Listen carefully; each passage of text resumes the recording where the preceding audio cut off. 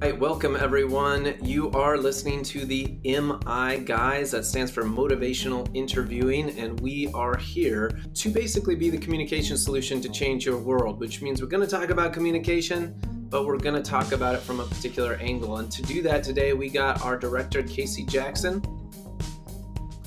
and our wonderful business extraordinaire, Tammy Clay. Hello. And myself, John Gilbert, to hopefully help you out in this process of really serving the individuals, the communities, or the organizations you're a part of to really help improve outcomes in the way that you're trying to do that through communication, evidence-based practice, and in particular, motivational interviewing lens, as we will bring it back to. Today, for those of you that clicked on this or are interested in this, we're going to be talking about motivational interviewing in schools and education. And some of you might have gone through the training with Casey around that. We do trainings with motivational interviewing in schools. There are books and resources we can talk about out there and dive into this. But I know, Tammy, you had a particular kind of frame you wanted to walk into this from, of how to talk about it, how to start with it, if you wouldn't mind. Well, one of the things that I often think about with motivational interviewing is we've had podcasts on what the world will look like and all these type of things.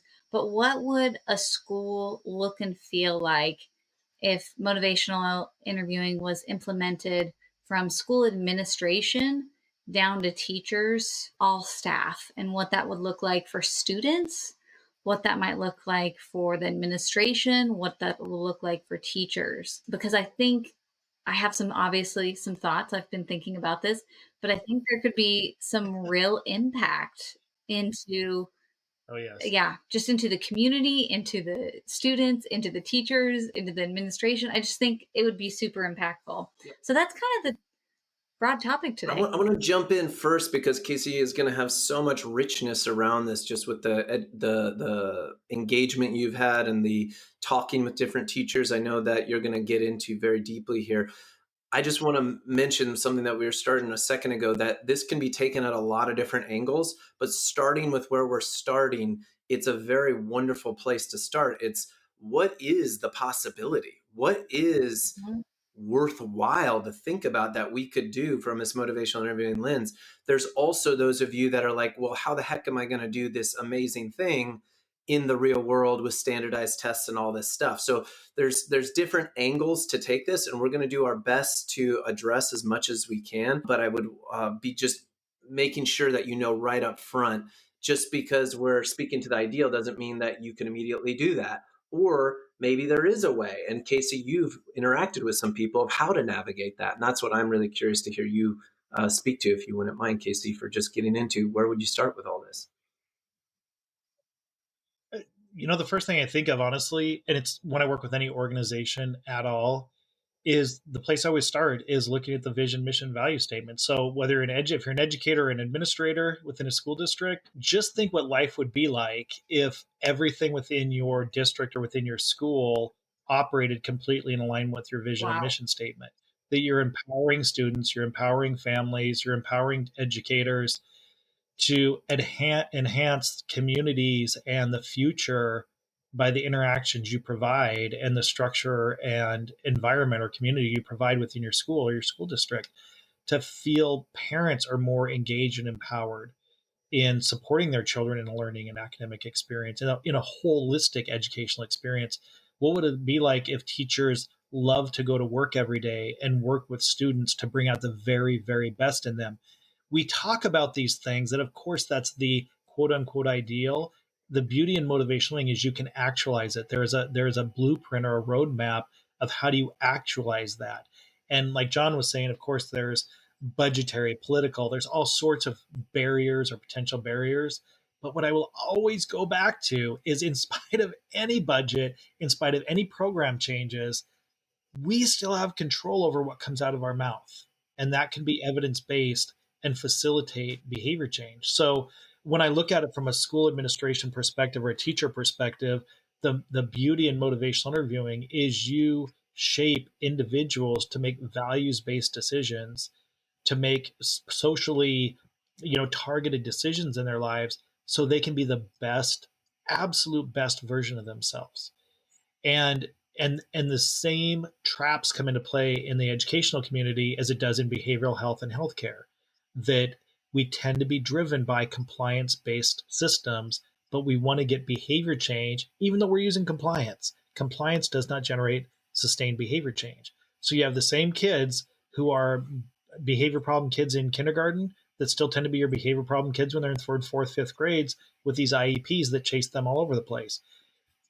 And we have all sorts of rationale for why the kids get stuck or the family is stuck, but we look at how the system is stuck, how maybe we're just used to doing the same things, because what the responses tend to be is, if this kid would just listen, if this parent would just do this.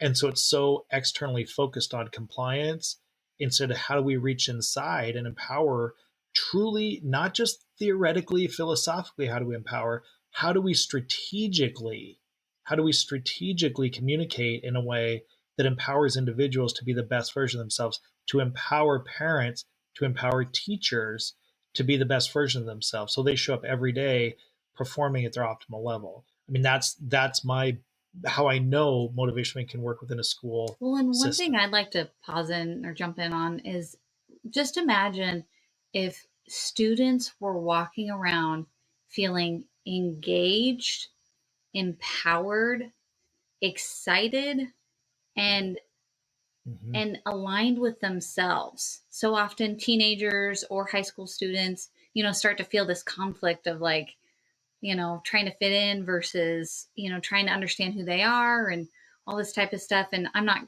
going to say that MI is going to fix all that, because I can't promise that it would, but just the constant conversation that they might have with teachers or with administrators that remind them of who they are and their values, and not pushing someone else's values on them, but helping them to be reminded of their own values.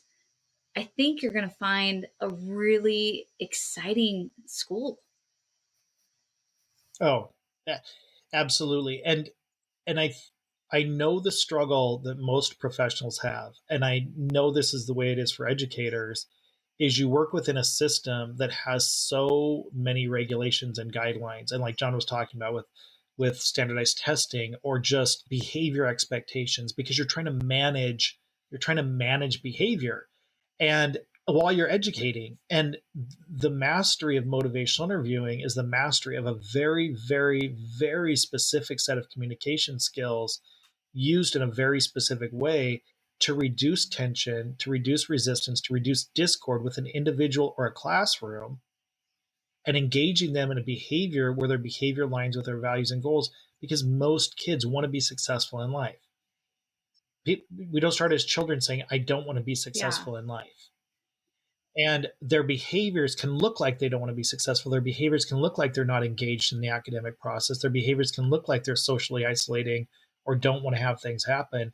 But most people that are good in the education world know that there's a spark inside of this little being that I want to engage, and I want to maximize their potential to the best of my ability while I'm managing 25 other students. Like, how do I even do that? There is a mastery with motivational learning of literally, how do I open my mouth in a very specific way that will shape positive outcomes? With that, Casey, that was so powerful to speak to, because it's a wonderful place to start. And then I'll be kind of curious where both of you and Tammy want to take it from here. But starting is, do you genuinely try to find that spark? Do you see that spark? Do you believe that that spark could exist?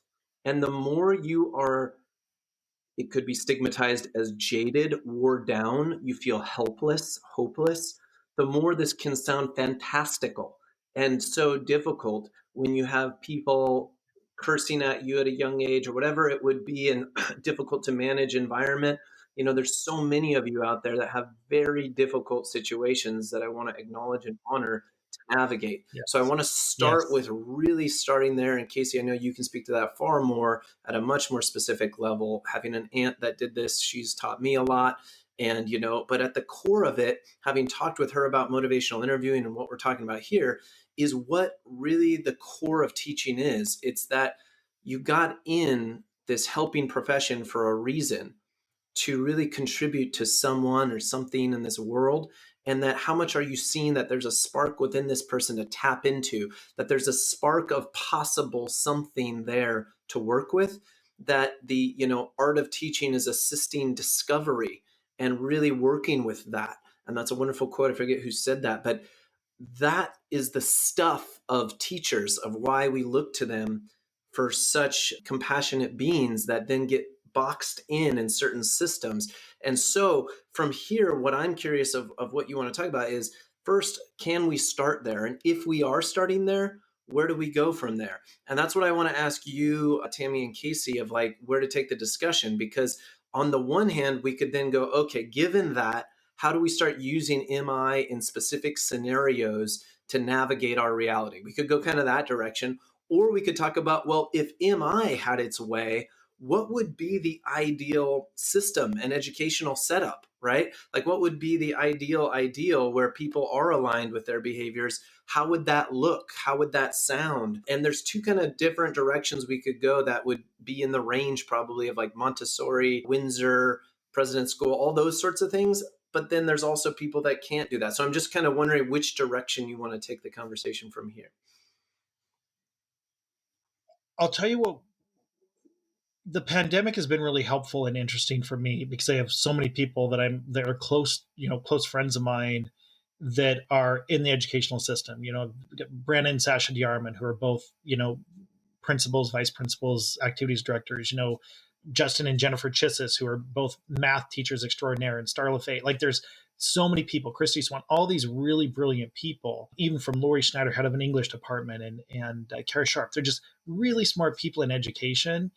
And being around them during the pandemic has helped me understand that we can have an ideal, but there's systems they work within. Like, the thing I was saying is, we're lucky. We know we're lucky because our girls did well during the pandemic, have done well educationally. And they said, the thing we're terrified of is the kids that don't sign in, because we know what's going on in those home environments. And so it's hard for us to be educators knowing these home environments. So I think, as we're talking fantastical, because I think some of the things that we say and people hear, they think, yeah, we get it, but do you know the kids that we work with? Do you know the families? Do you know the district that we work with? And do you know our funding constraints? Do you know what some of our policy issues are?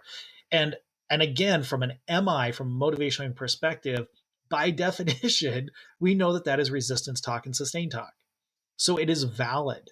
So I think, where do we start with is a level of high empathy for people within, school administration, within the educational settings, is just an incredible amount of empathy, which is, yes, we got into the field to transform the lives of children that we work with through, our school environments and academic pursuits and excellence.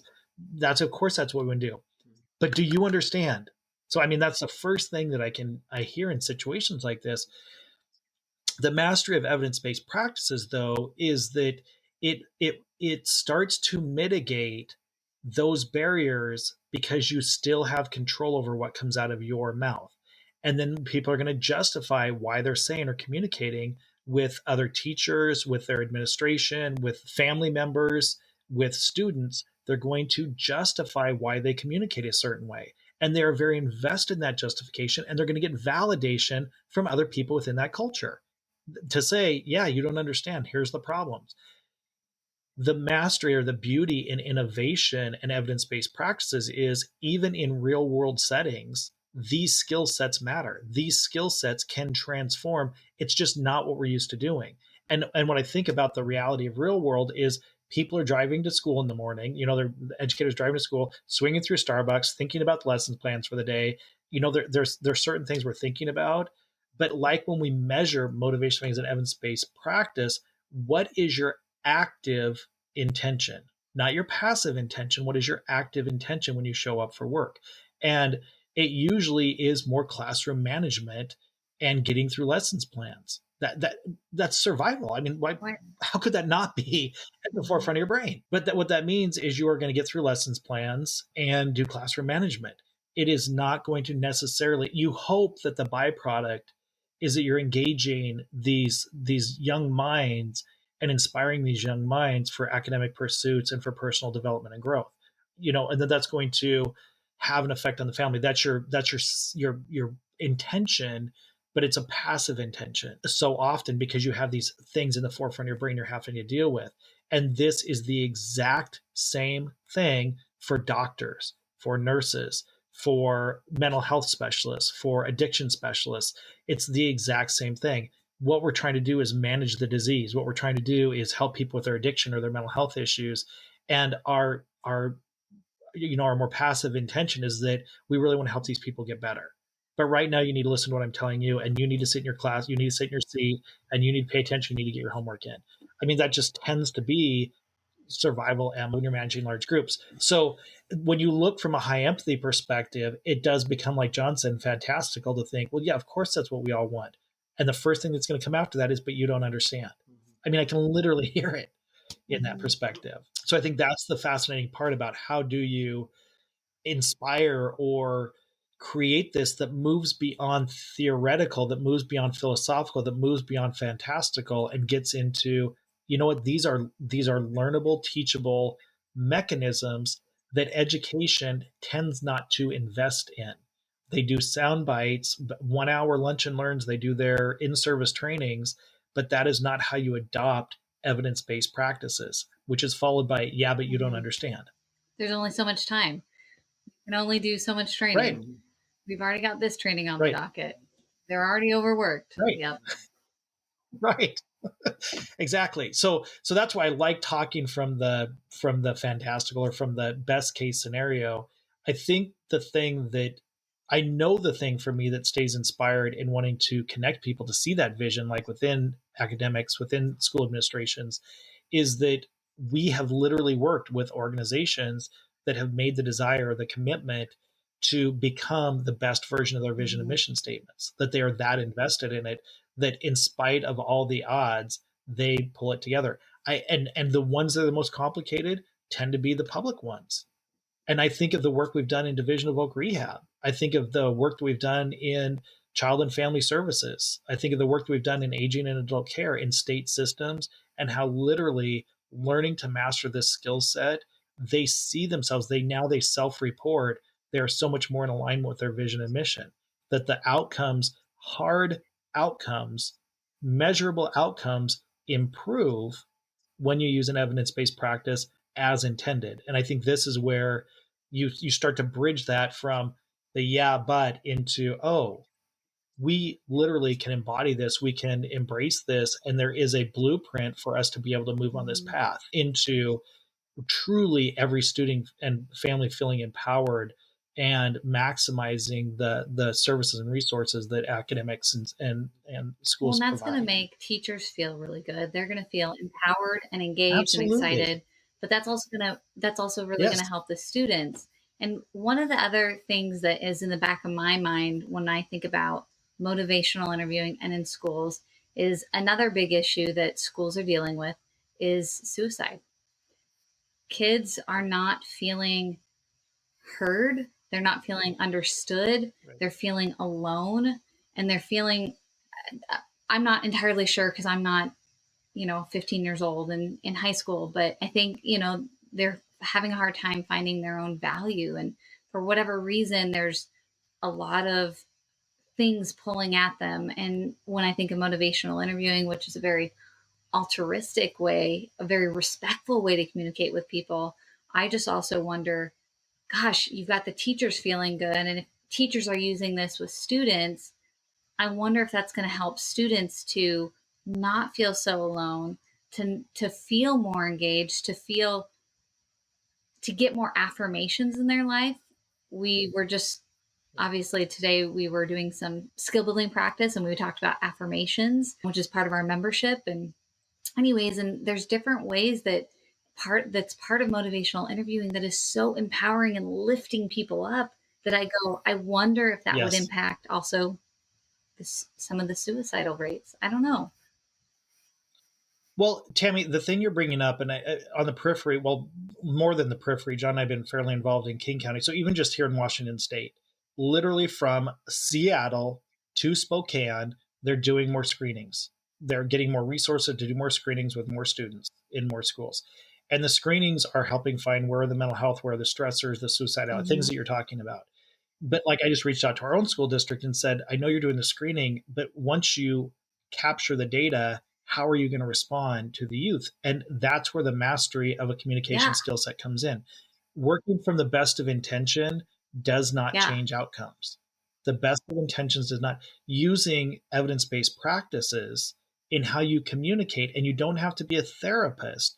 Educators can be highly skilled in motivational interviewing. It's not therapy or counseling. It's why am I opening my mouth? And do I have any idea how this is impacting this child's thought process? And the thing that where educators have such a leg up is they can see with the kiddos they work with what's happening and why they're responding the Mm-hmm. way that they are.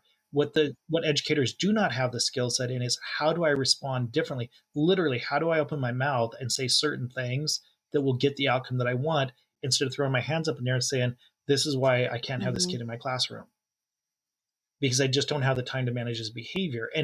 And so it doesn't eliminate some of those really difficult behavior problems. It doesn't eliminate them, but literally being able to open your mouth and see a profound impact on how the brain is firing, that makes a significant difference. It's like the training I've been doing now, just the tons of requests for training with MI and trauma informed. That when you understand brain science and then understand brain science for communication, and then understand when somebody opens your mouth, you can assess where their brain is at and learn to respond accordingly. That is not prevalent in any services in our society currently. That is not the prevalent approach. We see the problem and we try to fix it. And if we don't have the resources to fix it, we're going to refer them out of our classroom or try to get them Mm-hmm. engaged in something else. And on paper, all of that Mm-hmm. makes sense to me, why it unfolds the Mm-hmm. way that it does.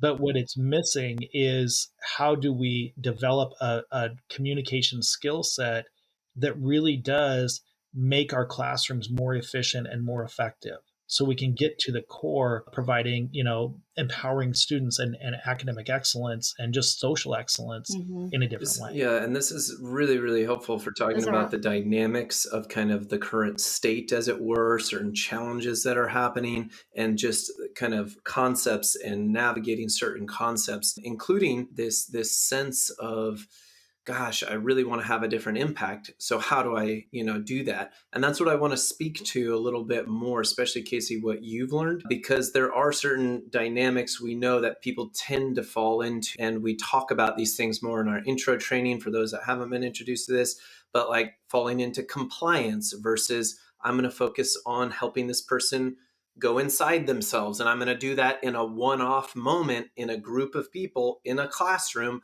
I'm that mindful to do that multiple times a day, to instead of immediately jump in with, here's what you need to do, here's what you have to do, please be quiet, please, whatever. I'm instead going to generate something like, well, it'll be interesting what you choose to do. For right now, we're blah, blah, blah. Just little moments where you're focused practically on generating ambivalence and them going within themselves as much Yeah. as you can, given the lesson plans and everything you're in. You still have that control. And certain days where you sleep better or whatever it's going to be, you're going to feel more up for it because you'll be in thrival mode versus survival mode.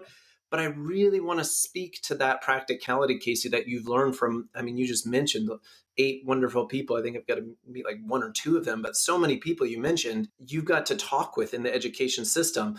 And so I am curious kind of what you've learned from them. And yes, they are going to be specific to, I believe, elementary school. So those of you that are listening and you're thinking at the level of higher.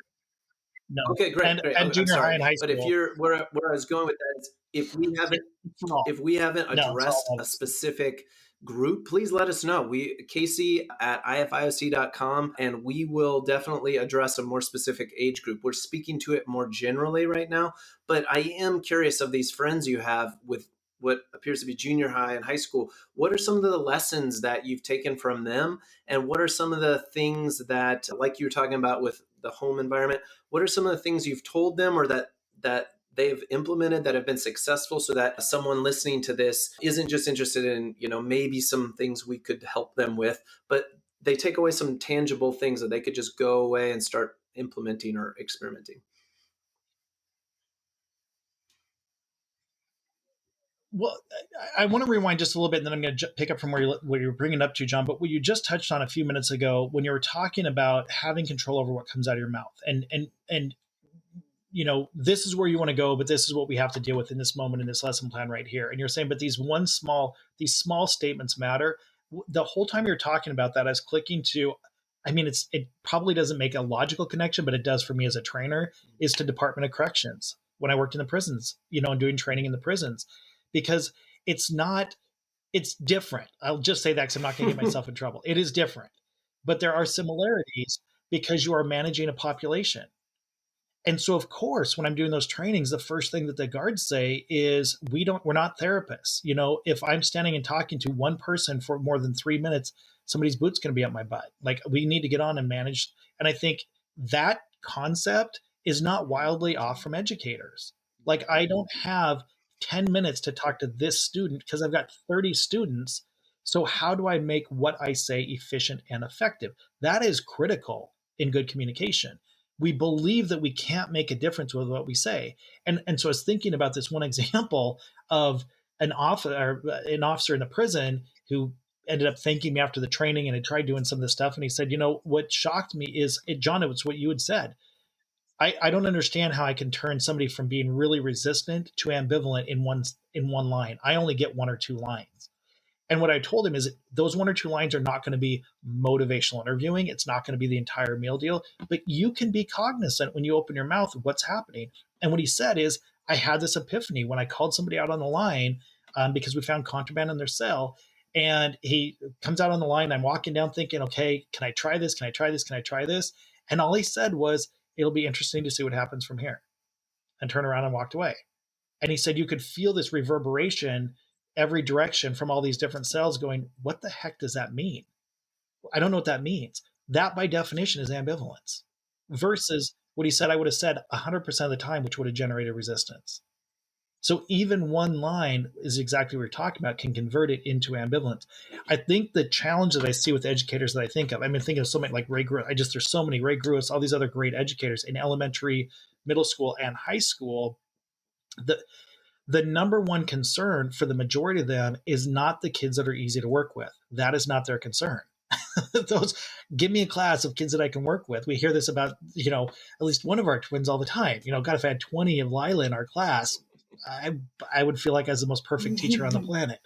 And so those are not the problems that teachers have. They have problems with my Bella. So those are the things that you look at. How do I engage more effectively in this moment to maximize how I can get the best out of this in this student and in this classroom? And that's what I see teachers struggle with. Eric Wolfram is an educator in the ES, the Educational Service District, which covers school districts all over basically Eastern Washington. And he's a trainer as well, an administrator. And he and I talk about even how educators get trained is really intriguing because it is very soundbite based because they've got to get back to the classroom.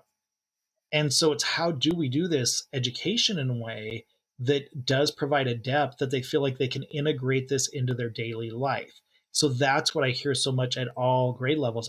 And what they talk about is how much human resource, the ones that are non-traditional, how much resource that takes from my classroom, how much of my brain that takes.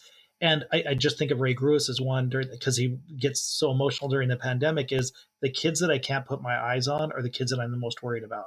The ones that are signing in every day, I can teach those kids. That I can manage. I'm trained to manage those kids. What I can't do is help the ones that I can't see, the ones that aren't signing in, that I know that if I can't see my eyes, I don't know if they're physically safe sometimes because of their living situations or their family situations. Those are the pain points in educators that I think are devastating. I think at Kara Sharp, the same thing. She works in behavior classroom, just exceptionally good at her job. And she said those are her biggest stressors. The academic side is not the stressor. It's all the things they're doing outside of the classroom that she can't control that causes her the most stress as an educator. And the same thing with Sasha Diarman as a principal of an elementary school. It's the same thing. What Matt and I hear that's just mind-boggling is a principal sprinting down the street after students, like, a couple times a week. Like, you just don't, that's not the schools that I went to when I was a kid. But that's what principals and vice principals are having to do, like her and Christy Swan. They literally are trying to chase kids up into the mountains, like physically, or down railroad tracks, just for health and safety reasons. And that's elementary school kids. That's not even the junior high school kids. So those are the things that this skill set would be so profoundly impactful on how they interact and how to get better engagement. But then I just listen to the fact that I know that the majority of them don't go home at 3:30. The ones that I know that they're at work, especially the administration, who's there until 7:30 on a Yeah. Friday night, just trying to get things in a line so they can get ready for Monday because they're trying to support their staff. So I think those are I think the inertia and the weight of the demands in education currently are so strong. And another one, because just I'm so lucky to train so many people, I think of the same thing with the police department, and then I think of educators at the same time. What the big dilemma in law enforcement is, because on one hand we want them to be social workers, but they don't go into law enforcement to be social workers. So it's just like, how do we do that? Educators did not go in there to be social workers and therapists and family counselors, but that's what they are expected to do. So I think those are the things that I hear in real time, that it's like, give me a classroom of 25 Lilas and I'm good to go. The problem is I have maybe 20 Lilas and I've got, 30 students. And those 10 students, the minority of the students end up eating up most of my time and resource. Then I'm having to hand them off to other people because I need to manage my classroom. And I know that the educational system is so far behind on understanding that these methods, these innovations, these evidence-based practices can have a profound impact on the daily operations of any one given classroom.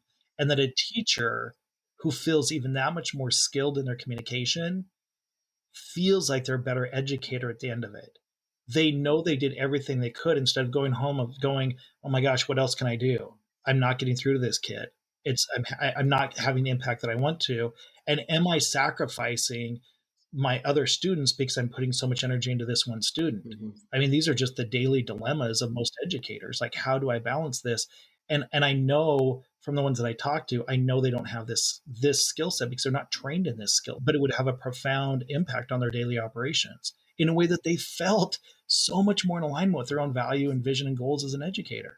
Absolutely. Or an That's that administrator. individual or organizational change that we speak to in so many levels in other podcasts. And if you want to make it specific to your organization or your situation, you can submit an email to Casey, Casey, at ifioc.com, and we will definitely address it. Before we get to wrapping up, just to bring some things home, Casey, there's just so much richness in what you're talking about of real world struggle and realities that are being faced, both in teaching aspects as it relates to management and just survival day to day, that we're talking about this thrival, Yeah. this sense of Yes. contribution and breaking through that. And we want to recognize that that can take time and energy and effort. And if you're just trying to survive, maybe that's not of interest to you right now. But if you really want to have a different impact, if you want to try to manage your own stress in a different way, this is just one way to do it that tends to work for a lot of people in a lot of situations, called motivational interviewing that we're speaking about.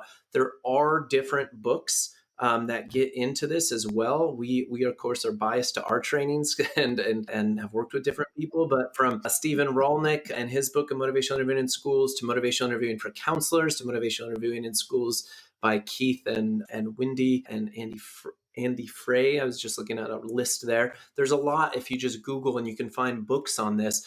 But I wanted to speak to as we're bringing it to the end, of just certain things that were practical that you taught me, even as a trainer in teaching, that can relate, which is, even if you just have a one-on-one or a group time, think, what am I doing of how I started off? Or what am I doing to make this internal to the person? Or what am I doing to leave them with a sense of them being more of who they want to be?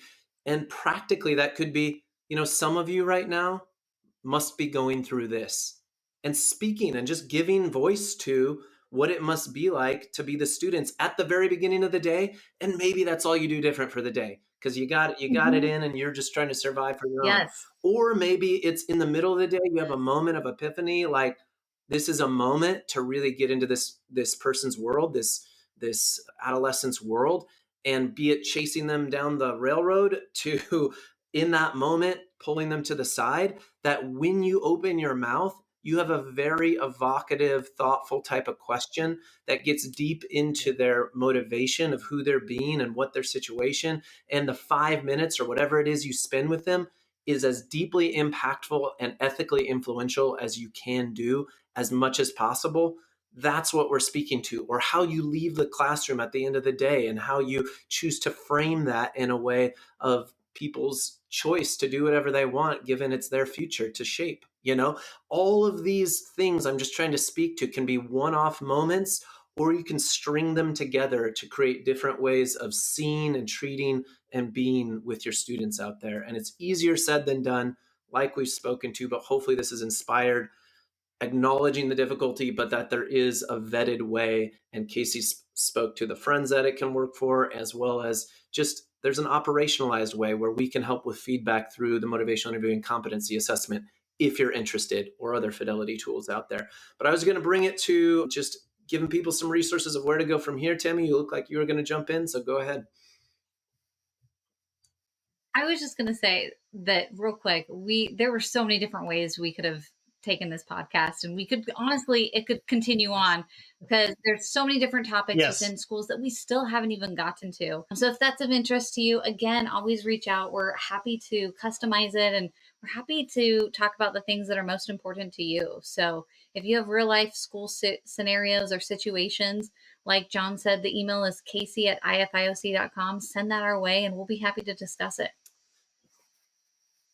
And I want to wrap up. I want to say a couple things. John, you were just saying, this is a vetted process. I think what I want to reinforce for anybody that's listening is that this is learnable and teachable, which when you're thinking about educators, boy, isn't that what you're looking for? This is learnable and it's teachable. So, it's measurable. The communication style is measurable, and it is effective in even those 3 to 5 minute conversations. It can be very effective. We're not talking therapy and counseling. It's literally, if I'm going to open my mouth, I want to have the maximum impact on this. I want to produce the best possible outcome. And with motivational interviewing, it is a measurable evidence-based practice on communication where you can maximize those interactions. And the last thing I want to close with this is that I know, John, when you're talking about how they want to feel at the end of the day, and because it's so on point, or how they want to launch their day, I know educators come from a deep place of compassion and empathy and want to make an impact on the students. I just literally have 15 teachers I can go float through my brain right now at the schools that we've been involved in. And I just think they're just amazing human beings who really want to have a profound impact. And this is a way to embody. It is literally a skill set so you can operationalize your own vision statement as an educator, regardless of where you're at in the system. You can measurably operationalize your own vision, mission, and value statement as an educator. So it's not fluff. It's not an inspirational thing. It literally is a measurable skill set that you can acquire. And I just want to reinforce that, because it helps you be why you got into the profession you got into. It helps you be exactly who you want to be within that field. Boom. So. That resonates for me, and for hopefully you out there as well. There's so much to keep going on. I'm going to point you to just where you can go from here with our resources. There's other resources, of course, out there. There were some things floating through my brain that that resonated so deeply, Casey. Quite honestly, it left out of my brain. But for now, if you're interested with us, you can go to IFI. I don't think that's ever happened before, John. For now, I'll bring it back, because I'm not witty enough to respond in the moment to those things yet. We'll bring it back to, you can check us out more on ifioc.com. We have an online membership there. You can get a newsletter from, we have our particular angle and take that Casey has led for us with how we look at MI. So if this is resonating or valuable, those are free resources. We got a blog. If you want to take it to another level of skill development, we have a whole nother level of membership as an option there. You can subscribe and get notified on Apple, iTunes, on YouTube if you want. There's different ways of doing that. We got a Facebook group for motivational interviewing every day is the name. Would love to see you there and engage with different possibilities there. Even if we spoke mostly to like groups and individuals of of students. But if you're an administrator, we especially would love to be helpful to very specific leadership issues, because that's something that, Casey, you have especially led in a lot of organizations. So even the Facebook group isn't just for students, it's for anyone looking for perspective. So anyhow, we're also on LinkedIn. And last but not least, we'll just say, regardless of all of that, we are here to serve you and be the communication solution to change your world. And hopefully today has done so. We're wishing you well out in the real world, especially with everything that's happening nowadays. Thank you so much and take care. Thanks. Thank you. Bye. Excellent. Thank you.